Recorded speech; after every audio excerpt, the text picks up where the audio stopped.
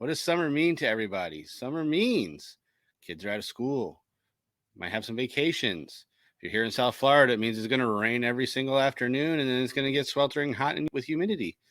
It's like a no-brainer. It's going to happen. You're going to sweat. It also can mean our schedules get thrown off. We are all over the place. We have to squeeze in this vacation. Are we sending the kids to daycare? Are they going to camp? Are they just staying home with us? Do we have to entertain them? Summer's supposed to be relaxing, but it never seems to work out that way. But it can if you prepare for it and you put yourself in those positions. You know there's going to be some disruption. Disruption could be bad. It could take over everything. Or disruption could be a wonderful thing for us to kind of get some resets out there.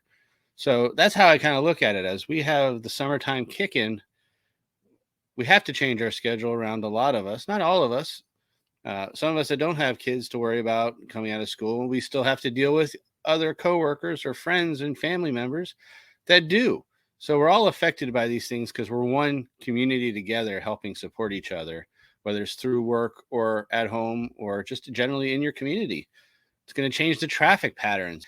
So there's a lot of things that change from season to season, and summer brings some pros and some cons to it. So I just want to take a little bit of a look on how we can kind of help set ourselves up for that and just be aware of the change. Obviously, we know the time change has kicked in, so we got a little bit more daylight. That's great. I bet you feel, because we did a podcast on this, if you go back to how we feel when that time changes, right? We feel off. We get thrown off for a little while. Same thing happens when any other big disruption happens for us that takes us out of our daily schedule. So if you do have children, they might have been used to waking up really early to get to school on time.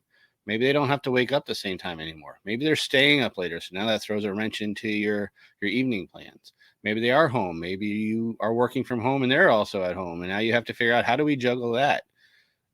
Perhaps they're at camp. Perhaps you have a vacation scheduled. As I said, there's so many different things that we can be dealing with, and it could be overwhelming. So I just really want to talk about is taking that step back, set yourself up for success, and look at it as a chance to kind of create a new pattern.